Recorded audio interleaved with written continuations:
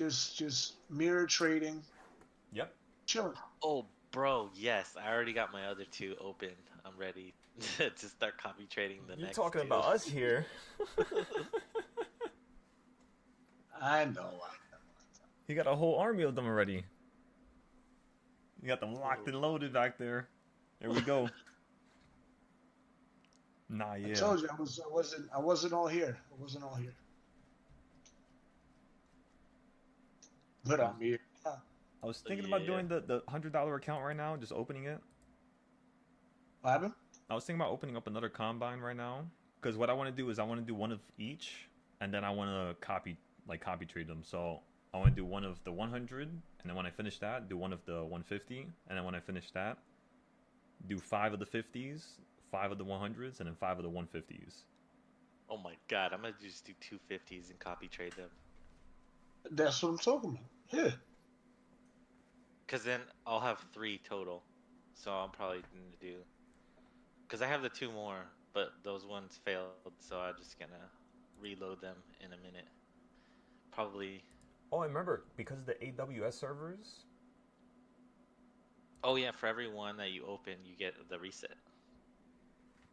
Yeah. Don't you get like a free one, a free reset or something? Yeah. So I had 2 of them because I lost other accounts, and accidentally I deleted one of them. So I didn't know. Damn. So what I did was the account that we just bought like last week, like a dummy, I was trading on like a 9 what's it called 930, and I'm out here trying to scalp when you're doing large ass moves. Yeah, I know. So I ended up losing the account the same morning. I kid you not, within like 5 minutes. Yep. Within 7 minutes, I had the account reset. Within 15 extra minutes, the day one was done. Basically, I had $1,600 profit from just one explosion. So Yeah, I that turned was it what into happened five. recently. So that's technically the third time I lost it. Oh shit! It's 9:30. Oh shit! Go, go, go, go. Calls. Let's go, go, go, go. Now you I would say wait here. Just give it a moment. Because if this is not gonna hold at 677, we told everybody yesterday you're gonna end Yeah. up Not looking at falling. it. It's. Go ahead. I'm sorry. No, you're chilling, bro. We told everybody yesterday you're gonna end up falling straight back down to 677, 676. So I do want to see this flip up here. I mean, you could flip up here real quick. Just run up into the green line, right? Consolidate That's here what I for a was second. thinking. All right, so let's look at the calls here. Oh yeah, we're bouncing off supply and demand zone. Yeah, the orange one, right? Yeah. Okay. So I'm thinking we could get. I think we should just pick something a little bit closer at first, like a 679. Already So on yeah, it. 679. Yep.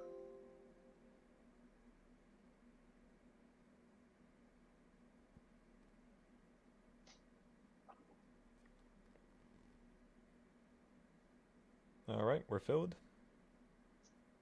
Let's go ahead and post this here.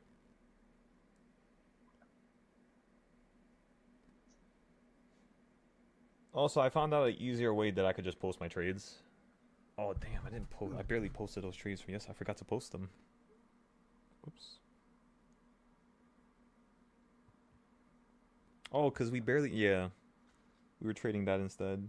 So this is trade number 1. SPY 0-day calls for 679. We paid 60 each. No, 60. I think it was like 62.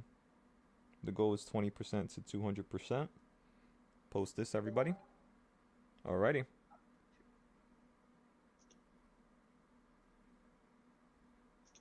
Yeah, I've been putting little circles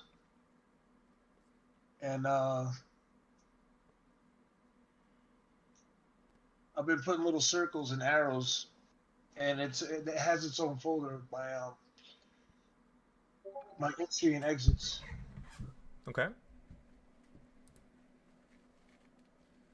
And do you do it for like the weekly, or is it like specifically just for like the daily? Every trade. Every trade? Yep. I put the strike price. I put the strike price. How many contracts for the when I first take it, and I put the percentage with the strike price and how many contracts would I get out of it. Okay. So, yeah. All right, so right now we're up 340. We're up 24%. So we're going to start taking profit here. Again, we're just going to sell in and out, in and out, in and out. That's what we do with the options. If we want to sell something, if we want to be inside of something for a longer period, you either one, get less contracts, or two, you have a further expiration. Okay? We're up $500, 35%.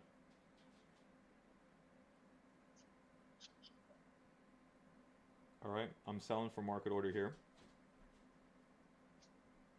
So again, you just ran from $60 all the way to $86.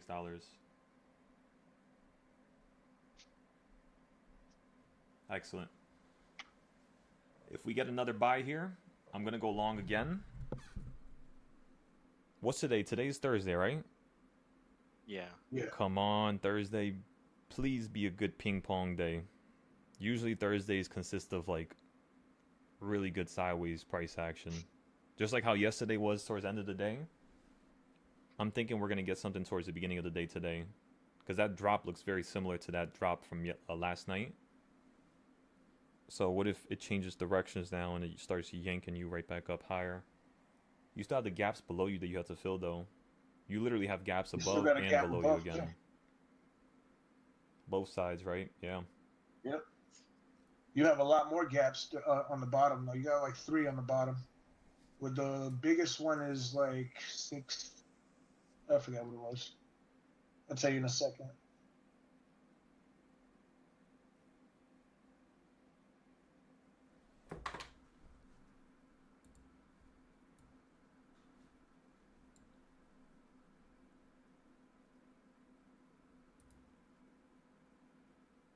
My goodness, those options are up 50%.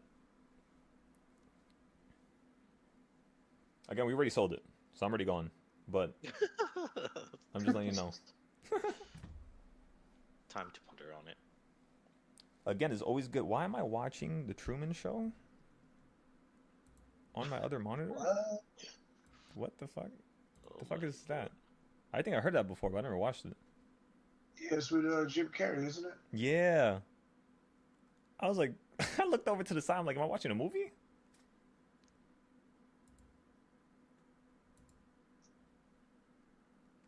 We're so close to 1,300 subscribers, ladies and gentlemen. So close. Nice. I started noticing when we actually trade a lot better on the live, like when we get into like 10 trades, we end up having like a lot more people that usually tune in. I'm Generally. pretty sure they check every day to see if how you're gonna conduct it. How you gonna conduct the concert? Because it's crazy that we have. Because think about it for a second. 1,300 people means 1,300. I mean, let's just say 100 of them are probably like bots, accounts that nobody uses no more. That's like 1,200 people that I basically cross paths with. They could one day potentially, you know, get the machine started up again. Yep.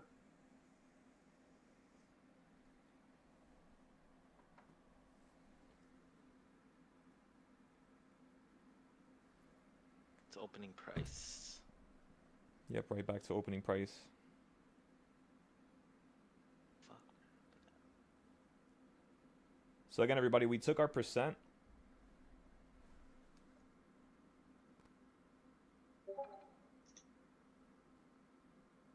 $676.53.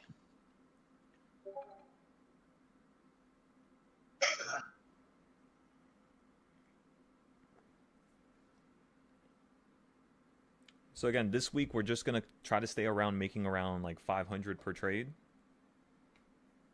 Next week we're gonna try to see if we can scale it up. start making around 1,000, 1,500 per trade. And then you could say by the end of November, per trade, because obviously what I'm saying when I say per trade, I mean more of your account. So that's kind of considering that you're going to be scaling your account at the same time.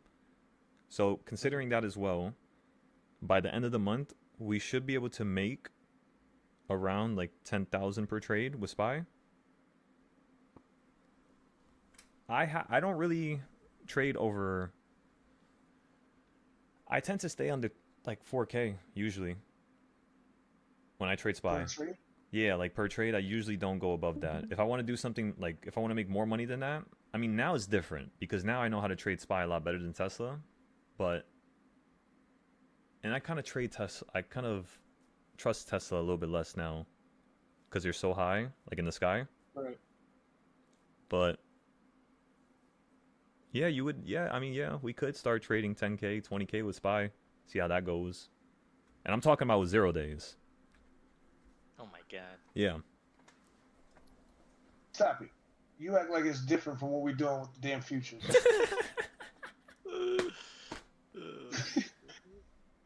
Right. Nah, yeah, it's so similar. That's what I'm saying. The future is kind of it. It gets you kind of like warmed up to the idea, you know. It gets you prepared for it.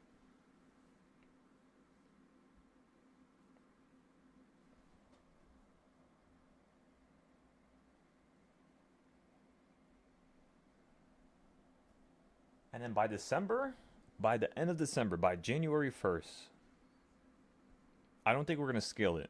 So I think we're probably going to stay around like 5 to 10K per trade if we do 0 days until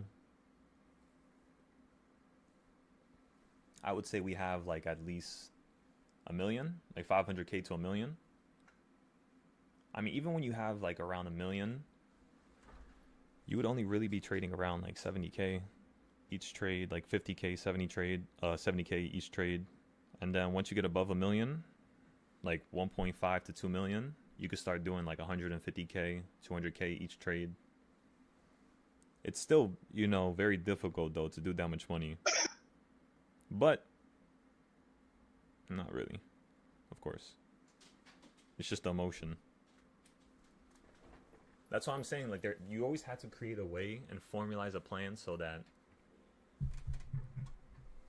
you only need to invest 20% of your account consistently, and you can always make back like 50%, 100% of your account. Like, if anybody ever asks me how does one go about doing that, I apologize for yawning, but if anybody asks me how does one go about doing that, the easy answer is you stick with a 5 to a 10 day option. It's kind of like in the middle. If you choose something further, it's going to cost more, and you're going to be up way less, right? You're only going to be up $100 for using $700, $600. However, if you buy something that's like 5 days out, which is like in the middle, 5 to 10 days out, it's going to cost around like 2 to 400. Versus short term, it's only going to cost, like for the same option, it would cost around $50 for an option that cost. Let me just show you. By the way, we're about to get the calls again. Where did my Weeble go? Right here. All right. So, what I'm trying to say is, if you look at a call, right, for like a 679, this call right here costs $61.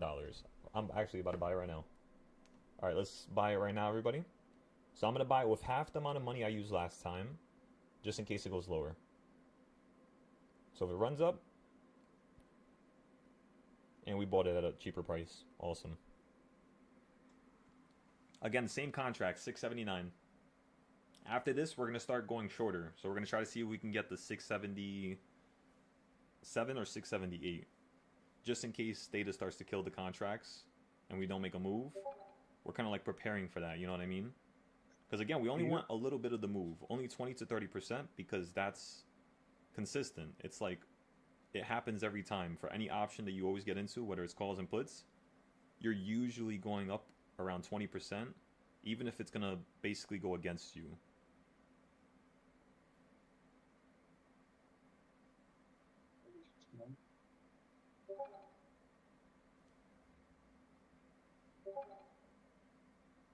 All right, so we bought for half the price.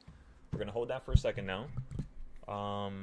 Okay, let's slow this down for a second and let me explain this. So, if you have a $63 contract or 63, 64, or whatever price it is right now, this is for a 0 day. If you go to a 5-day contract for the same strike price, now it costs $300. Versus if you go with like a 70-day contract,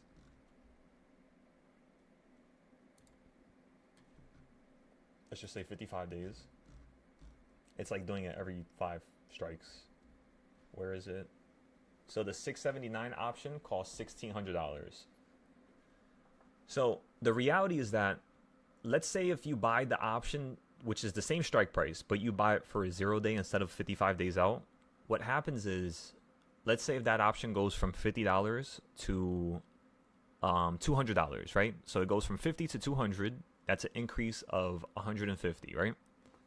What that means is that this option right here is going to go up $150. This one right here. So you're going to buy it for $1,500 and you're going to have to sell it for like $1,650, $1,630. But isn't that crazy? All the options, they all make the same amount of money, if you didn't know that. It's just different strike prices. And that's it, pretty much. So yeah, if my 0 day option goes from $10 to $400, that means the same strike price, however many months out, went up the same amount, pretty much. They all go up the same amount. It's just they all cost a different amount. They all are, more expensive the further you go out, right? So yeah, that's like a cool thing. That's why I tell people, like, if you really think that that option or that strike price is correct, just buy something more expensive far out and just let it hit it. You're not going to make that much money. So like you're going to put 500 in and like sell it for like 560, let's say. But it's safer than doing a 0 day where you're going to lose the whole 60. And you might say you could still lose the whole 500, right? I mean, if your contract's far, you're not going to lose a lot of money very quickly. It's going to take a very long time, especially if your strike price is close. All right, let's go back to the SPY now. Okay, so you're holding down here. Our options are down 3% right now.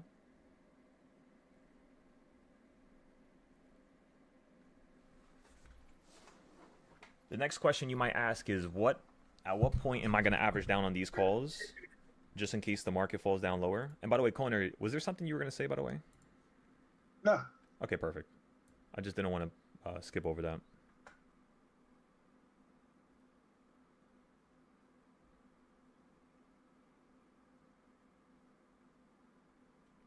Good morning, everyone.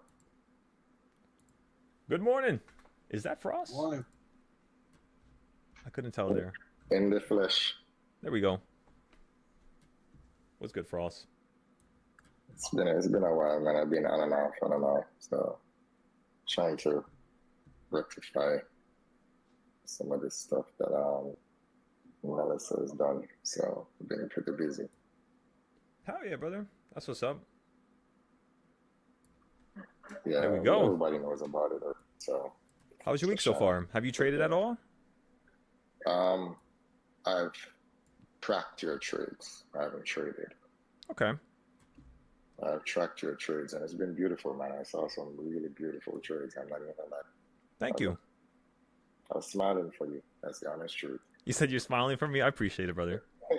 I really was. I saw, I don't know what trade it was. I think it was like close to the end of the day. And that I saw that come down. I was like, no way that's going to come down. Like, let me see if this is really going to come down. And it sure did. It came right down to exactly that. Right? See? Oh, you're talking about the crash from yesterday that we predicted? Yeah. Not yet. And remember, it's kind of crazy because at that time we put around 1,200 into a trade over here, and we pretty much lost damn near the whole amount.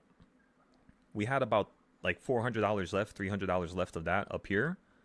And then I added another, I think 100 to it at the time. And the same time I added another 100 when you hit number 7, because this is not what you normally do, you know what I mean? I'm just following the consistent pattern. No, you told me a long time ago, though. You did, because I remember we spoke about it. I asked you about the averaging down.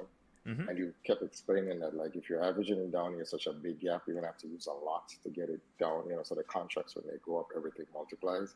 And I saw that when you did the 115, I was like, now that makes a lot of sense. I'm like, that makes a lot of sense because you literally shrunk from 100 and something to 17 cents. So that when all that exploded, it just took off. I was like, that is just crazy. But Literally, yeah. And it's just like you got it. The only thing you have to do as a trader is one, maintain your because like in the beginning, if you have no structure, and I want everybody to understand this, in the beginning when you have no structure, it's very easy and quick to be like, oh no, I got this, and you start full porting in 0 days, and then the shit goes the opposite way the whole day and has no reversal. So what you want to do is, as long as you have structure, like the weekly boxes, the reversal points, the stuff that I'm giving you guys, and all you have to do is just learn it. That's it.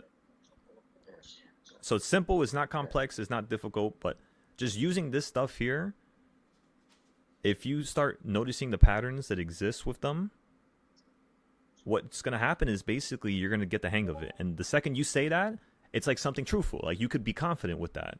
You don't have to think that it's like a hoopla or you can't trust yourself or you're not at that level yet or yada yada. And yeah, like literally for Mansa, I couldn't believe this. Mansa just traded off the 4th reversal point for like 2 months. And he was telling everybody about a very insane accomplishment that I don't want to say unless he's fine with me saying. Is that fine, Mansa?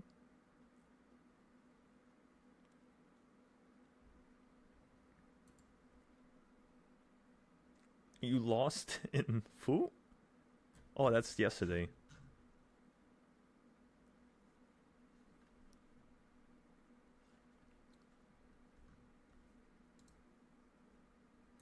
I don't think, maybe Mansa's not here yet. So I'm not going to say nothing just in case he doesn't want me to say nothing about it. But he had an insane accomplishment with just trading the 4th reversal point.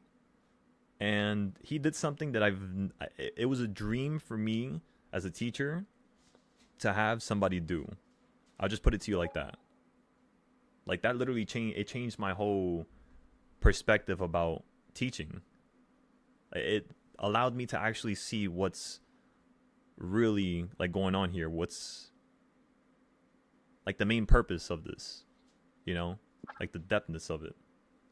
And yeah, now I treat this like it's everything. I treat this as if there's people that depend on me to pay their bills, to raise their family, to take vacations, to enjoy life.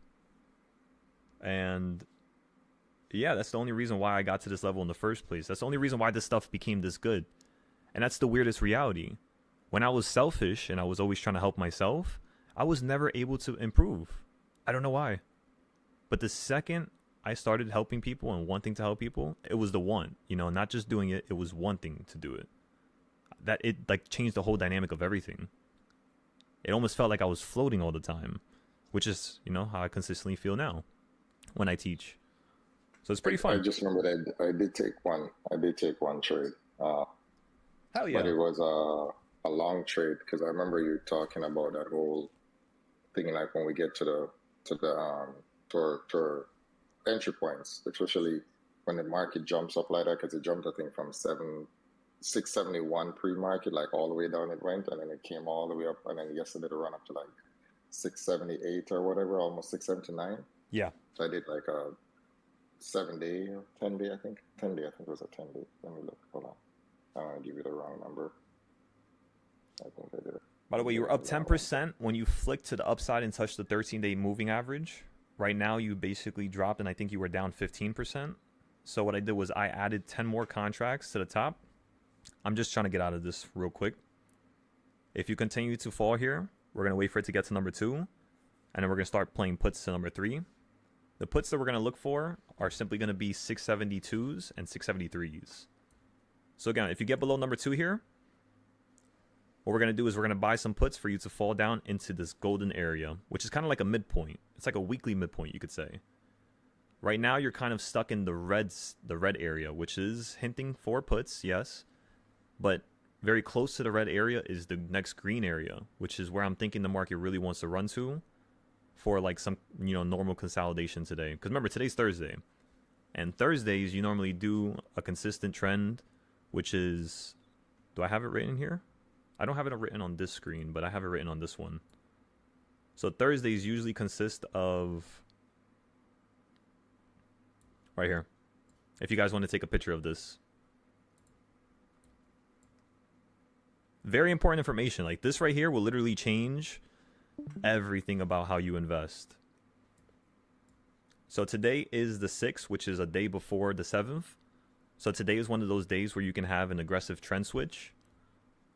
And today is also Thursday, which could be consolidation. Now, consolidation could be done in different fashions, different ways. Like yesterday, you had a lot of consolidation at the end of the day, which is pretty normal. The only problem was you were moving only like 80 cents to $1. So for today, what I would want to see is like a $2, 150 type of, like pull up and down type of thing. Kind of like this day over here. When we had those crazy trades where we were going long like right down here at the previous lows. Then we went short up here because you were at the opening price, like you were right at number 1. And then we went long down here again. And then we ended up selling that contract for a tiny loss here. That was the 150 loss that we had. And then yesterday, right here, we were short for around 1,200. 1,200 to like 1,300. At the top, we were down 1,000. We then put in another 3,000 into the market. And by the time you fell down to like right here around the purple, slightly beneath it, we sold out for like 30% or 40%. And it was around 6,800. Just that one trade. So we basically made back our losses from the first trade. No, it was the third trade. Yeah, because we had 2 trades over here. Right, we sold the puts that we bought a couple weeks ago. And then we bought the calls for $677. Which was kind of crazy because they went from $70 down here. And at the top, they were $300. Right here, when we ended up selling them, they were around like $130 to $200. Like in this little consolidation right here. So again, contracts down here, they were $70. Right here, were around $200. And then up here, they jumped to around $300. The cheap contract that we bought that was $20 ended up going to around like I think $110, which was the 680s. And then right after that, we basically took back some profit, went short, took back that. And now today, we had the first trade, which was $500. That was the first one. Currently right now, we averaged down on number 1.5. So we're going to have to buy puts below number 2 here, as you all can see. So again, let's start loading it up. We'll average down on the other ones in a little bit here. We're just going to let them rock for a second. So the other ones, we're down 33% on them right now. So we bought them at 60, averaged down at 50 flat. Currently, they're at 33 flat. All right, I'm just waiting for this to hop below number 2 here. If you consolidate on top of number 2 for 15 minutes, what's going to happen here is you're just going to go straight through it at about 10:10.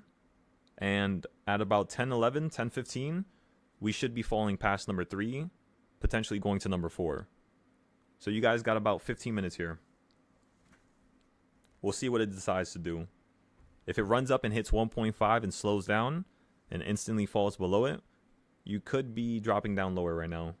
If it gets above 1.5, you might just start running to the opposite number 2, which is 677.91, which is what I'm thinking today's going to consist of. Like, you know what I mean? More of that middle annoying type of price action where you're going back to previous levels.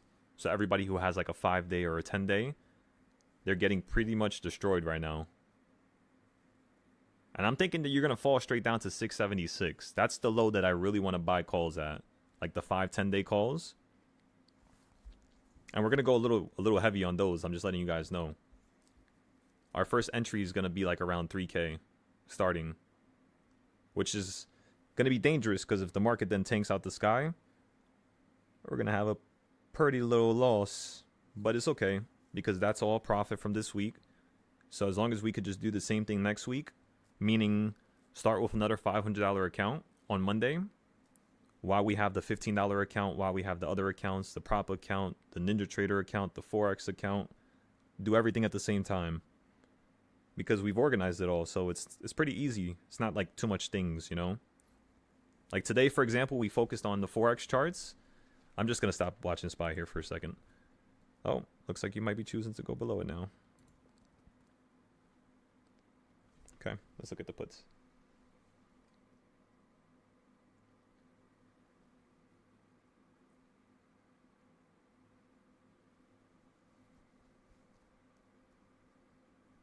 $50 to 80.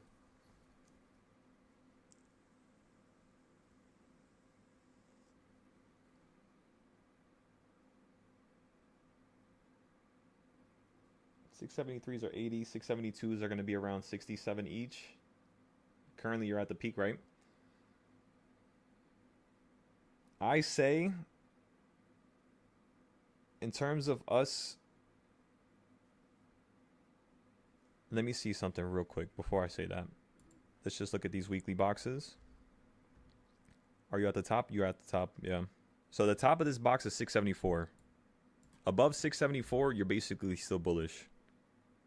So if it crashes below 674, you could see a giant drop. Because last time, remember, when you hit the top and bottom, you created this blue box here, which was basically like a downtrend. So this downtrend box was supposed to help you for the uptrend. When you copy this blue box on top of itself like this, the midpoint is exactly where the market stopped at. So that's why I told everybody to go short with the 5 to 10 day contracts. So if I told you to go short with a certain box, right? The idea is if we're going to go long or short again, and it worked once, it's going to work again. So if it falls below the top of that box, which is currently, that's exactly where it's at right now, this is a really good long play is what I'm saying. I could definitely see it consolidating here. Even if it goes right through it right now, I could see it consolidating around yesterday's pre-market low. Now, let's just say you go below the top, and this thing is just slamming to the downs. You go straight below number 4. We're going to do what we did yesterday when you went straight above number 4, which was play the calls. So as you go below number 4, we're going to continue to play the calls, which is basically the harder trend. But at the same time we're doing the harder trend, we're going to play the opposite side, which is the puts. We're just waiting for this thing to get below 672 because we're trying to play puts to 667. How does that sound, everybody? So again, we're trying to play puts to 667 if you get below 672. So that's a good chunk. You know, we could miss like $1 or $2 right now for the confirmation of it. So at least we're more comfortable. Because right now, I do not like how you're staying right here in the middle, which is basically at the top of this previous box. And then if you go below 667, we could just follow all the stuff that I have down here pretty much laid out. So if you guys want to take a picture, go ahead and take a picture for the future. And boom. You know what's something I really liked? I really liked how yesterday you ran next to this 5-day put area. And today when you opened up, you're pretty much stuck at that 5-day put area. Remember, this is the only arrow that I have here on my screen. Or one of the only arrows. There's a couple more. But this is one of the only arrows that's telling you to get into the put side if you're below this this dotted line right here, this 1/4 area. This right here. The calls are supposed to be a little bit above it, actually. It's supposed to be like this. But yeah. It's pretty nice.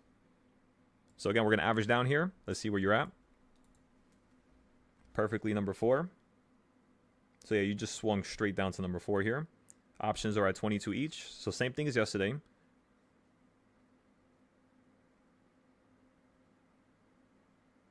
Okay, so we're going to add 10 here. Okay, we got filled. Our average is now dropping from 50 to 42. But the contracts are at 22 each. So I'm probably going to have to dump in 100 contracts in a second here if it continues to go down lower.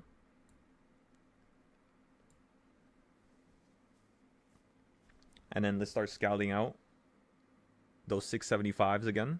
Same contracts as yesterday. Remember, the market is positioned to drop down to 667. So we're not going to get too stuck in the call side here. It's better to get stuck in the call side when we already hit 667 and you're kind of curling up like a day or two after you hit that number. So That's usually how I tend to play extreme calls, like for a 500% day or for like 1,000% day. The way you would go about doing that is you would want the market to make a big move first, and then you would try to catch the reversal on that big move. So if today's going to be a giant move and you're just going to crash, we're going to catch the reversal on it, just like how we did yesterday night. And then for future downside, to go down lower, we talked about it already, 672. Because that's your weekly area, right? This is going to be your daily area with the reversal points. And then for supply and demand zones, let's check which zone you're at, just so we can start paying a little bit more attention to this. You're about to be on top of the purple perfectly. So you use this as resistance once here, twice here. You didn't hold on that line either. Okay. Let me look at another set of calls here. Wait, how much are the other ones down right now? Okay, 50% here. Okay. I kind of want to be down around 80%, 90% before I add another contract. So we're just going to scout them out for now. 675s were 290, 230.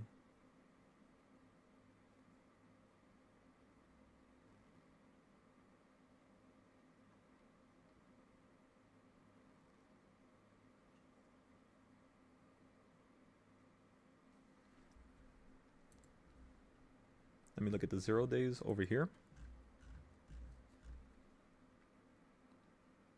Yeah, 675 is around $109. You were currently around $600 yesterday on this contract. You dropped straight down to 370, straight down to 100. First gap.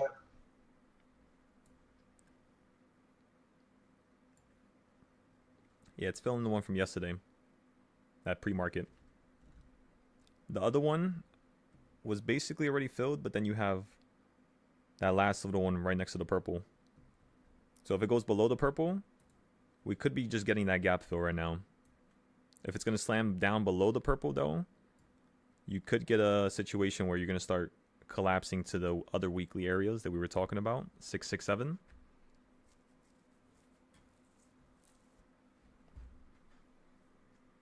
Okay, so I'm going to stare at this option. This is promising because if you're getting these large ass moves down, there's going to be a bigger move on the horizon here. It's kind of like getting a blue day on those charts that we made. And you potentially might be able to get like an orange day, which is like a $15 day from here to the next morning. Alrighty.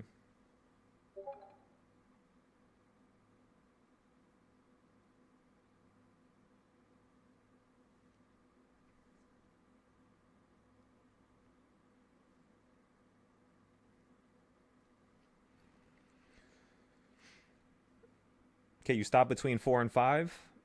So when you do that, there's a certain trend you tend to participate in next. So let's go over the bullish one first. So the bullish one is basically that red arrow that I have drawn here. Like you see this right here? That's the bullish one, right? I know it's red, but again, you're using red areas. You're using bearish trends to understand how to play the bullish side. It's the same thing with the bearishness, right? Whenever you're trying to play puts, you're going to be using lines that are pointing upwards, because when you break those lines that are pointing upward, like upwards, it's basically confirming that you're kind of like snapping something. So yeah, that's just something you want to pay attention to here.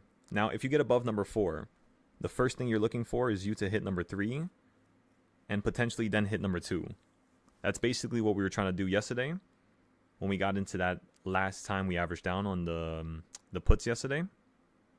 So this is basically doing the same thing but opposite, which is kind of cool because yesterday, the way we actually played it was based off of Tuesday, and yesterday didn't really follow Tuesday too well.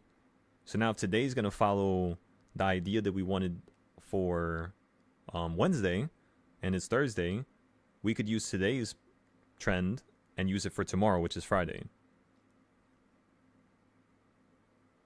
So again, everybody, we were down 50%, but since we averaged down, we're only down around 13% now. We're definitely going to get out this option, though. So if you hit number 3, we're going to skedaddle. We'll give it a second, see if it hits number 2. And then I want to wait around 30 minutes to see where you're going to get your next midday move so that we can go into our next larger position here. If you just snap down below number 4 and you go straight through number 5, again, when you hit number 7, we're going long. We're going to sell it even shorter because the trade that we're currently down on right now, at one point, when I was currently... I don't want to say it like that because I don't want you guys to think that I'm blaming. But we were currently talking to somebody about something. I forgot what it was. We were in the middle of a topic. And that trade went up 10%. So, yeah. Sometimes my mind goes blank when I'm talking. It happens, though. It's okay. So now we're down only, again, 13%, 10%. As soon as we're up 5 to 10%, 15%, we're just going to sell out. And then, again, wait like 30 minutes to reposition ourselves. And just go from there. That's all. We can start looking at some other names, though. Anybody want to look at some other tickers? Not just SPY? We haven't really looked at much other things. I kind of wanted to take a break on all that other stuff. But now, honestly, we could do it. Let's see. Like NVIDIA. NVIDIA was a really nice trend. Let me show you guys this real quick. Yeah, NVIDIA was awesome. I think I have it written here. I don't have it written here or here, which means, is it here? I think it might be here.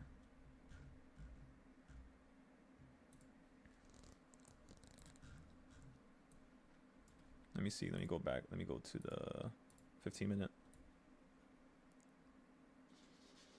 This was the last area that we bought puts at.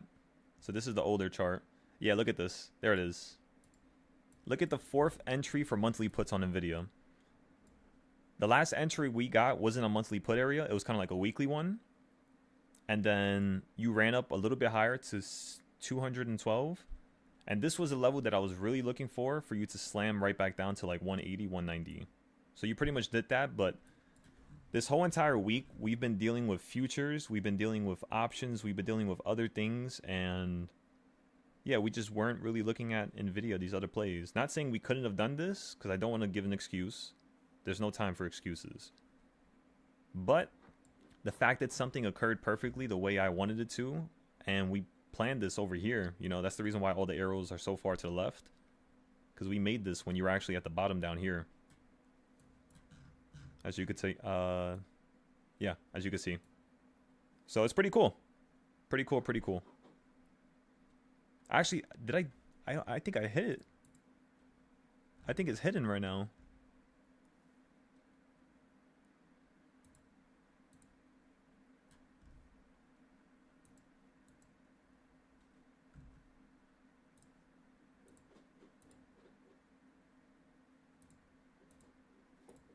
I wonder if I have it hidden, yeah. Because this is not the best NVIDIA chart. The best NVIDIA chart is actually this one here. On my other account. See, this chart right here is the best one. Because I have the smaller DARP. This chart, if you guys go on the Discord and you try to find it, just search up NVIDIA and then put DARP for the trading style. And you're going to find all this. I created it on January 23rd. And I have not touched this since. So if you look at all the areas I was telling people to buy puts at before, we pretty much perfectly played from $80 all the way back up to 190. And then when you ran up above, we didn't really copy the short-term stuff. Like these boxes here, because this is like, you know, older. But because at the same time I did the bigger monthly range, watch this real quick. Feast. Is it feast your eyes? Is that what they say? Whatever they say. Look at how crazy this is. And then look at where you hit 210, like the 200 area. So this is one of the reasons why I think Nvidia potentially might go up higher here, is because you did the move that I wanted you to do, 100%. However, you, instead of doing the move that I wanted you to do, which was this one, I wanted you to do this instead. Stop a little bit earlier and then fall, right? And then potentially run up like this. Since it did the middle one, which was this move first, what that means is now you might get a more aggressive downtrend. So that could happen right now. If it doesn't, and you hold above, let's just say 195 on Nvidia, you're definitely going to run back up to at least like 204, 205, somewhere down here. That's like your easy 5-day trade. If you're going to go for a 10-day to 15-day trade on Nvidia, you want to aim for basically like 219. But be very careful, because you kind of want to see it start making new highs and then continue to play it on the short term, unless you're at a really good low like this and you buy calls right now, because then I could see you holding here and flipping. Just be careful, don't put too much money into this. This is like a $30 trade that turns into like $200-300. You know what I mean? That's the only reason why I trade Nvidia, is when I have a small account and I'm trying to get it quickly from like 100 or 200 to like 700, 1,000. I'll just trade Nvidia, because those contracts move quick. The last time we told everybody to buy Nvidia was right here. On not April, it was April 7th, but there was a more recent time. It was like 2 months ago. Oh my god, what is that? The damn boxes. Where was it? October? Was it October? No, it was before October. Wait, is that 2024? What is this? This is June. So it has to be this chart here. So where is it? June. This is October. This is September. I think it was somewhere at a bottom. I remember it was like a dramatic run up. Was it this year? The 22nd of September. 22nd of September. You know how I could track it? Let me go to SPY real quick. Go to SPY here. And then go to that day where we had a crazy ass trend to the upside that we predicted. It was right here. The 22nd of August. The 22nd of August. Alright, what chart was I just looking at? Nvidia. Okay, so look over here. Go to Nvidia. The 22nd of August. That should have been the same day. Because we went long on both of those and they went absolutely sky high. Yeah, this right here. Literally, just this trend right here on Nvidia, because you ran up so quickly from 173 to 177, I had told everybody to get into a 175 option. I think it was 175 or no, it was 172. Was it? I think it was 175. It was like somewhere in the middle here. You instantly went in the money. And we were up 200-300%, like instantly. You ended up peaking at like 700-800%. And that's just for a weekly Nvidia option. Because, oh no, this was for a Friday, so maybe it expired that day too. Maybe that was the case, yeah. So tomorrow's Friday, you know what that means, right? It's time to trade Tesla or Nvidia. That's what we can start doing from here on out. We'll trade SPY, but we won't do it as much as Tesla and Nvidia.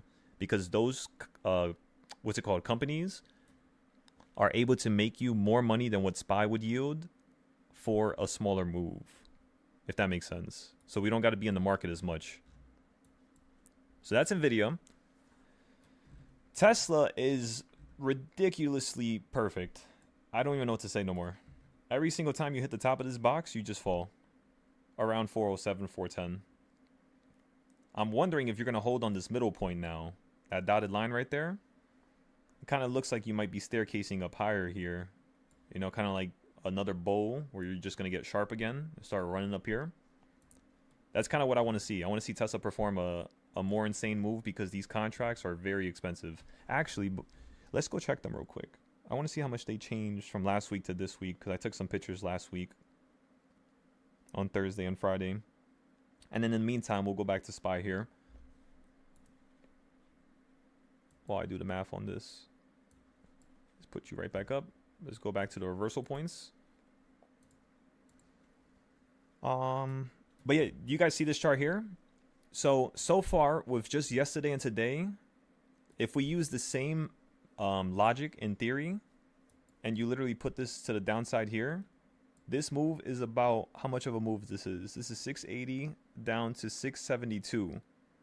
So you fell down $8. If it's an $8 move, it now counts as a blue day. What that means is tomorrow now has an opportunity to be an orange day, which is basically a $15 move within 2 days. It also does mean that you also have another opportunity for a $15 move in just a day, which is like a red day. Here's the funny situation. The next time we get an orange or a red day, it instantly tells you you're going to get a green day, which is a $30 or $60 move, or it means you're going to get a $7 to $12 move.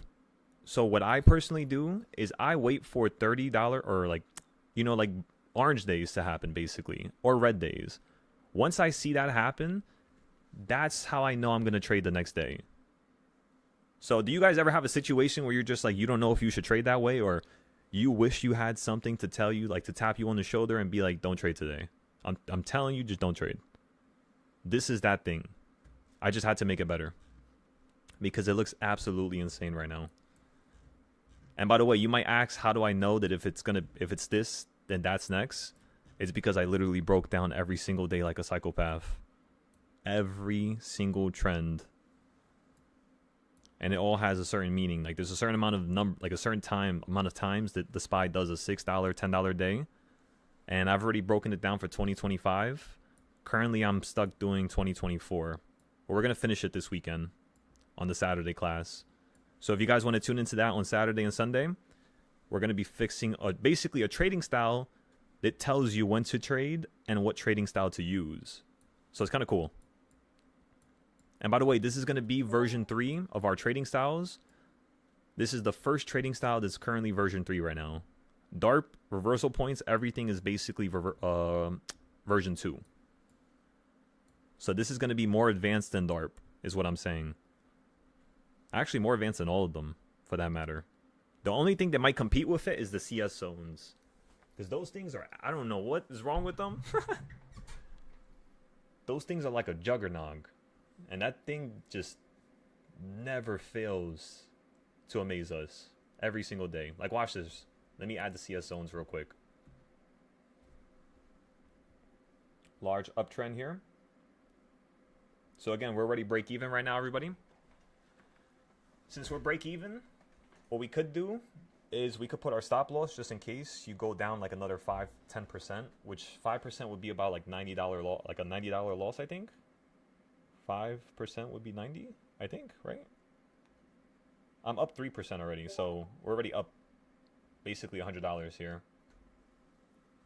So if we sell this for 20%, we'll probably be up around 400 or 500 again because of how much contracts we have. We kind of overdid it, but it's okay. Sometimes it's okay. Especially when we know that you could possibly run up to number 2 like this. All right, yeah, we're up 11%. We're up $400. I'm selling it. I'm gone.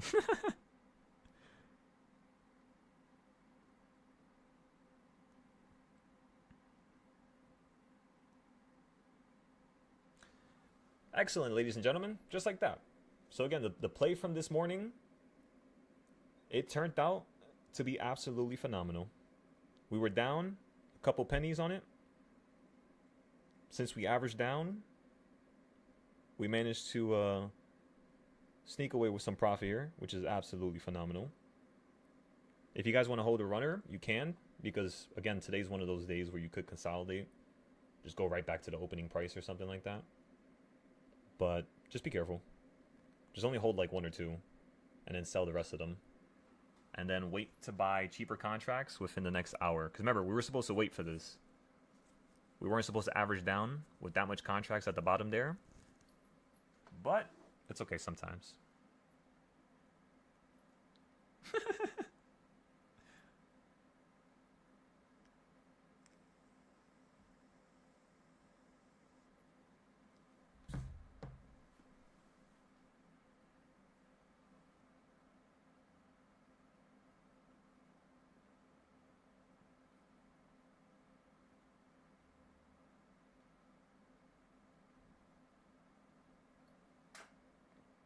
on gold, we're actually up a really good amount right now. We're up 2,000 on gold with just $1,000. It's currently up at 2,633, 65 cents. And the 65. Don't forget the 65. I'm telling you, it's very important.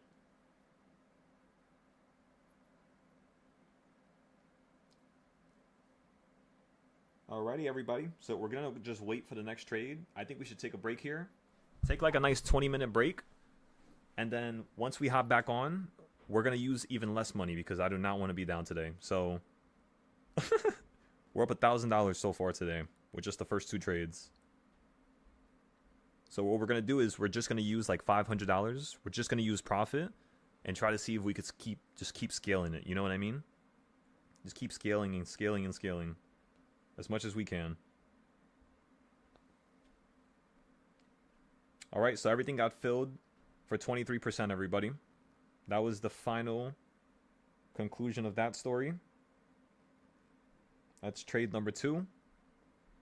It's in the books now. So the next trade is going to be number 3. Since you hit number 2, because remember, what did I tell you guys? And it's kind of funny, I never finished talking about that. I never told you guys how we're going to play the downside perfectly. I told you guys when it hits number 4 and 5, like in the middle of them, you usually do a certain trend. This is that trend right there, basically. So this is something that I said beforehand and something that you're now able to see. So if you guys want to take a picture of today, just have like a little note next to the picture.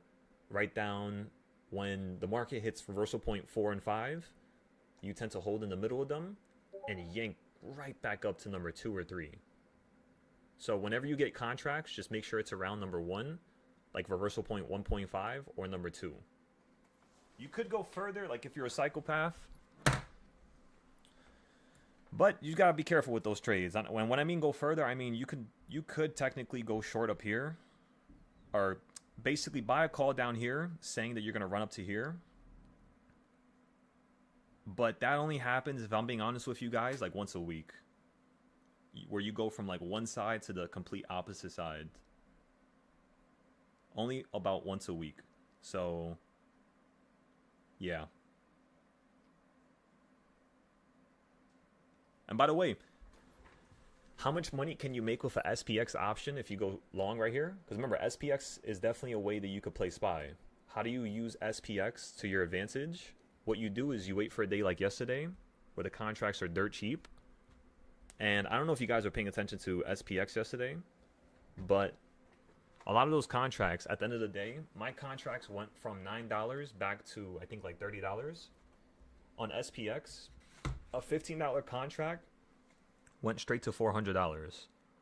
So just with me using less money, just with me buying at the proper time and waiting, and again, less money, one contract, I could have made the same amount of money as I made with like 15 of my SPY contracts. You know, so there's a way where you could trade something that's really aggressive in a responsible and efficient manner. There is. It's just you can't go rogue. A lot of people, they trade SPX, and it's kind of like futures. They just lose it. They just go crazy. One day they're up 6,000, next day they're up, 10,000. 2 days later, they're down pretty much everything. So you got to like restrict yourself and not let yourself go off script or go off rails. It's hard to do that. I'm telling you, it's really hard to do that. Like for instance, like that contract right there, I'm up $700. If I hold it for another 15 minutes, that contract could be up 3,000. But you know what? I don't really care about that. I'm good with what I got. I'll just keep nibbling. It also teaches you how to be a better scalper, But yeah, so this move right here is a consistent thing you normally do. The next thing I would like to see is us go straight through number 3, because I kind of want to see if this is just gonna go right back down to number 5 or number 6 now, and then we could just buy calls down there and just do the same thing we did here. Within 5 minutes, boom, we're up 20%, $700. So we're gonna do the same thing at the bottom when you fall below number 5 and hit number 7 here again, just so everybody could be on the same page.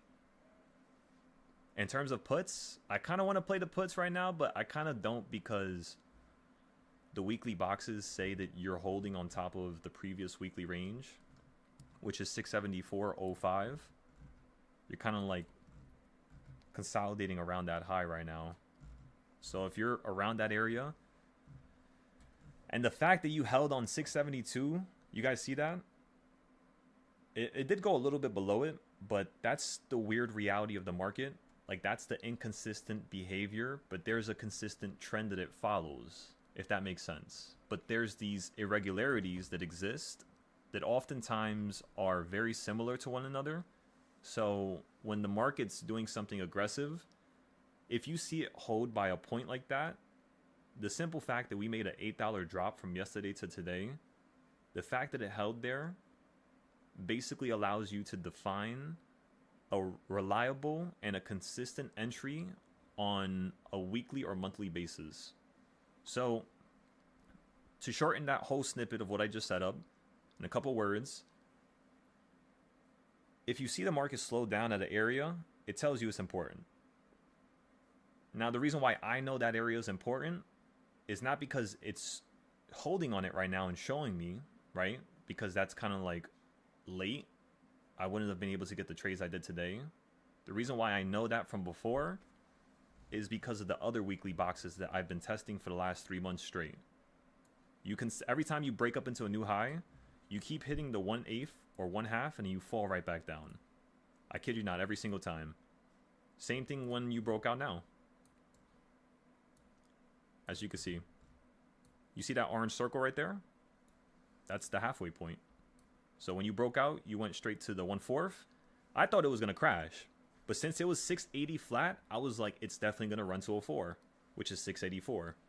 When it got above 684, I told everybody, we're going to get the puts at 686, which is like right up here, perfectly at this orange circle. And we were down the next day, but then you just pretty much did what we wanted you to do. You just didn't go as far.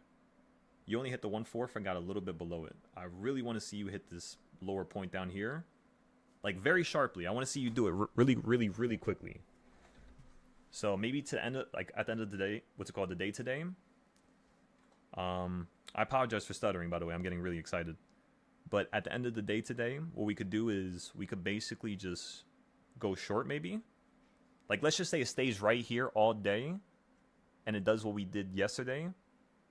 We could go short, get like a $15 put, and then maybe get like a $5 call. One of those directions are going to go to $30, $40, you know? So regardless of what direction is correct, basically a straddle is what I'm saying. But they're going to cost different prices. They're not going to be the same strikes away. Yeah, we could do that. I would like to do that.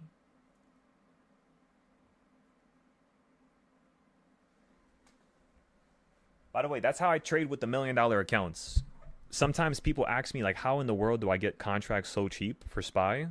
It's because I would use those contracts as insurance for my bigger accounts. So I was already doing that with my bigger accounts, basically. But now it's kind of like you have to learn how to do it without a bigger account, which is kind of hard. Because, you know, a $5 contract is not going to be $5 for long. That thing's going to be at $3, $2. And then once it's $1, you can't really sell it. So it kind of sucks. But yeah, if you guys start planning your entries ahead of time, like all these entries you see on my screen right now, I had this from 2 weeks ago and 3 weeks ago.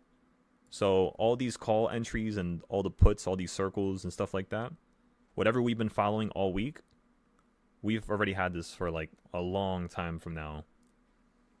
That's why I know what we're going to do in December and in January, like how we're going to play it, what levels we're waiting for the SPY to run up to. Same thing with Tesla and Nvidia.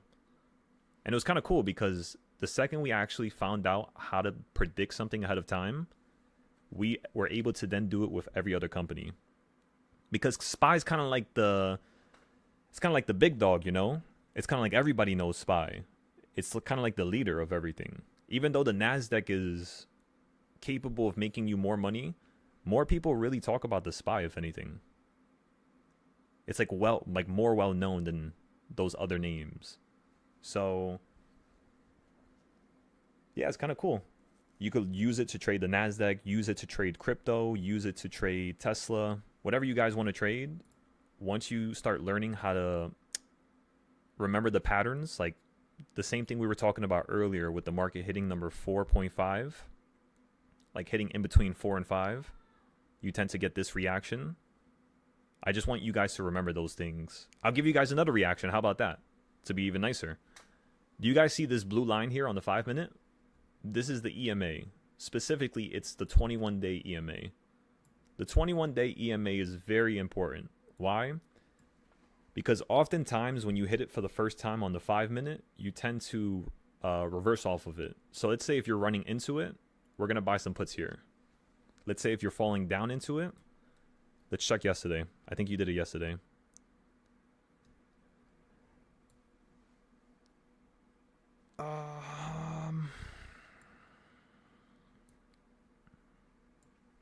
So basically like right here, right? Where you're above the EMAs, you fall into the EMAs, you reverse buy the green and blue. But what you really want to buy calls at is what I was just referring to right now, which is the blue and purple.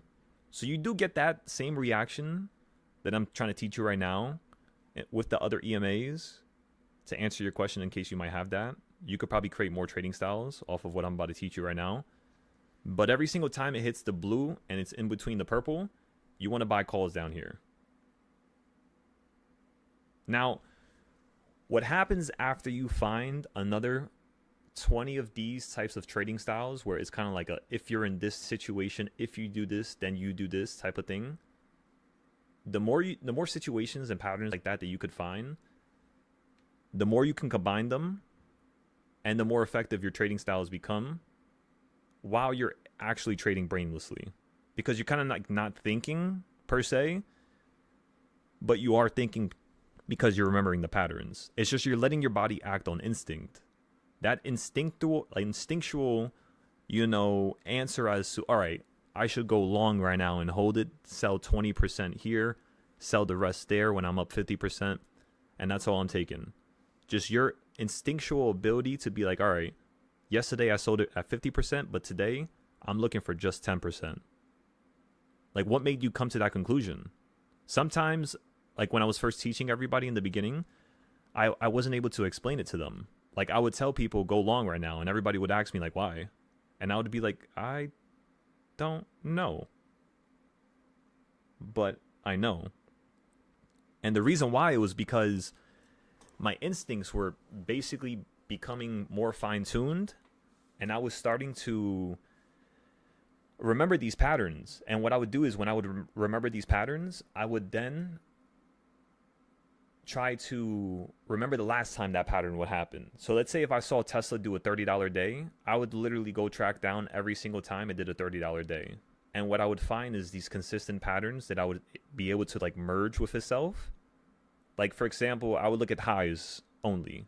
Then I would look at only lows. Then I would look at both highs and lows together. And the more charts you create, the more data you gain, the more ability you'll have to be able to create something. And then at one point, you'll get to a level where you could just think of something, like how I could do it now. I could just think about a new trading style, and I know it's instantly going to work. That's the beauty of it. It's really, really cool. Let me tell you. Like, it literally feels like you're in a fairy tale or something like that. Or like you found like a cheat code in like a game or something. You know what I mean? Okay, so you're at the bottom again. Oh, I had to stretch there. Oh my God. I don't know if you guys heard me. I just cracked my neck and my back. I gotta stop sitting hunched over.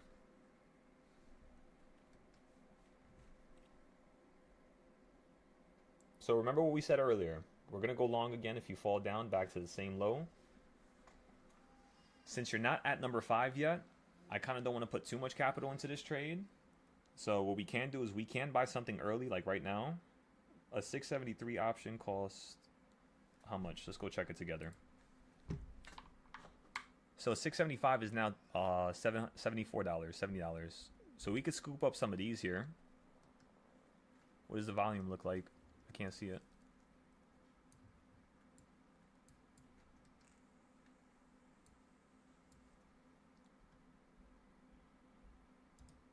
Why don't I have volume here? What in the world? We gotta have volume here. Let me see. Can I fix it? Yes. Let's put it by open interest. So volume is right here. So 113,000 volume. So yeah, I think we should stick with these contracts. What I like to do whenever I see SPY trend is I look for where all the volume is. Sometimes this is like another pattern, you could say. Like the follows along the other patterns with like the EMAs and stuff like that. This is another one that I developed. And what it basically means is you look for the most amount of volume in the market for the call side and the put side.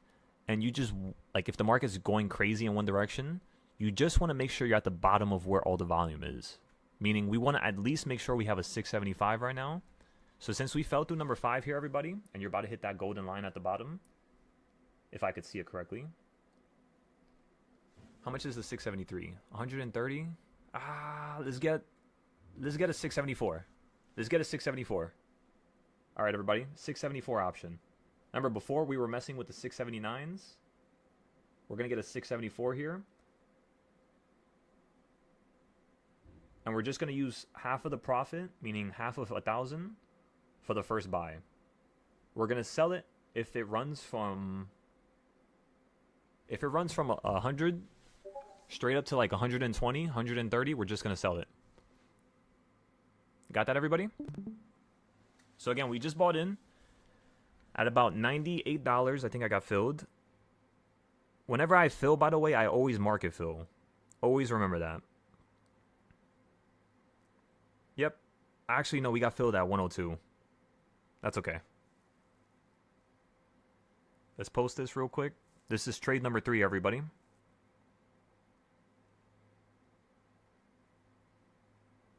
SPY 0-day calls for 674. We paid $100 each, 102 each.